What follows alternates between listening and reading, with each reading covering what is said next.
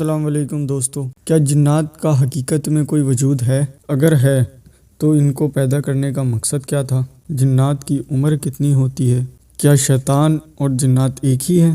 کیا جنات کو انسانوں کو بہکانے کے لیے بنایا گیا ہے؟ اور اگر ان کو انسانوں کو بہکانے کے لیے بنایا گیا ہے تو اس سے کس طرح بچا جائے؟ آئیے جانتے ہیں آج کی ویڈیو میں۔ تو چلیے شروع کرتے ہیں۔ معزز ناظرین، جن کے لغوی معنی چھپانا اور چھپانے کے ہیں۔ لفظ جنہ سے آیا ہے، جس کے معنی عربی میں چھپنے یا چھپانے کے ہیں۔ جن اور فرشتے اللہ کی معکوف الفطرت مخلوق ہے۔ انسانوں کے برعکس جنات پوشیدہ مخلوق ہے اور انسانوں میں ان کو دیکھنے کی کوئی طاقت نہیں۔ وہ ننگی انسانی آنکھ سے پوشیدہ ہیں۔ قرآن مجید میں اللہ تعالیٰ جنوں کے وجود کے بارے میں مختلف مواقع پر فرماتا ہے۔ جنوں کی تخلیق اور وجود کا ذکر قرآن مجید میں درج ذیل آیات میں کیا گیا ہے، جیسا کہ سورۃ الحجر کی آیت نمبر 27 میں اللہ تعالیٰ فرماتا ہے۔ ترجمہ: اور جنوں کو ہم نے اس سے پہلے بھڑکتی ہوئی آنکھ سے پیدا کیا تھا۔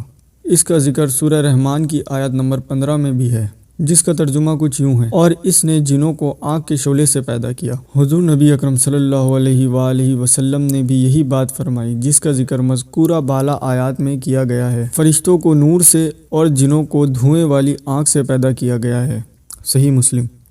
جنات سے بھی کہا گیا ہے کہ وہ انسانوں کی طرح اللہ کی عبادت کرے۔ ان کی زندگی کا مقصد انسانوں سے بہت مختلف نہیں ہے، کیونکہ انہیں اللہ کی طرف سے وہی اچھے کام کرنے کا حکم دیا گیا ہے جیسا کہ انسان کرتے ہیں، اور ان پر فرض کیا جاتا ہے کہ وہ ایک اور واحد اللہ کی اطاعت کریں۔ جس طرح انسانوں میں دو بڑے طبقے ہیں، مسلمان اور غیر مسلم، اسی طرح جنوں میں بھی ایک ہی دو بڑے طبقے ہیں، مسلم اور غیر مسلم۔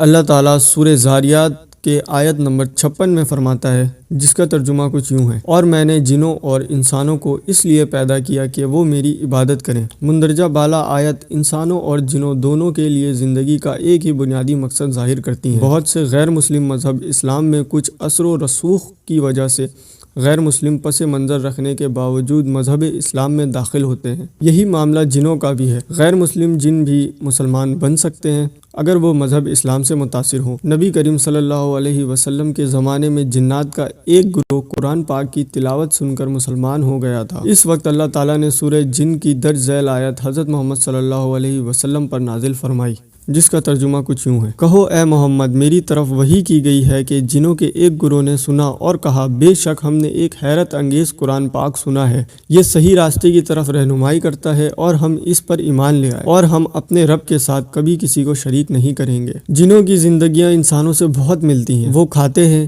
پیتے ہیں، شادی کرتے ہیں، ان کے بچے ہیں، حتیٰ کہ انہیں انسانوں کی طرح ہدایت اور رہنمائی بھی کی جاتی ہے۔ اس بیان کو ہم سورہ انعام کی درج ذیل آیت سے بخوبی سمجھ سکتے ہیں۔ ترجمہ: اے گروہ جن و انس، کیا تمہارے پاس تم میں سے رسول نہیں آئے جو تم سے میری آیات سناتے اور تمہیں تمہارے اس دن کے ملاقات سے ڈراتے اور کہیں گے ہم اپنے اوپر گواہی دیتے ہیں، اور انہیں دنیا کی زندگی نے دھوکے میں ڈال رکھا تھا اور وہ اپنے خلاف گواہی دیں گے کہ وہ کافر تھے۔ اس آیات سے معلوم ہوتا ہے کہ رسول صرف انسانوں کی رہنمائی کے لیے نہیں بھیجے گئے تھے، بلکہ وہ انسانوں اور جنوں دونوں کی رہنمائی کے لیے بھیجے گئے تھے۔ جنات انسانوں کے متوازی دنیا میں رکھتے ہیں، اور چونکہ وہ مختلف جہت میں رہتے ہیں، وہاں وقت کا بہاؤ بھی مختلف ہے، اس لیے جنوں کی زندگی کا دورانیہ انسانوں سے کہیں زیادہ ہے۔ کہا جاتا ہے کہ وہ 1000 سے 1500 سال تک رہتے ہیں۔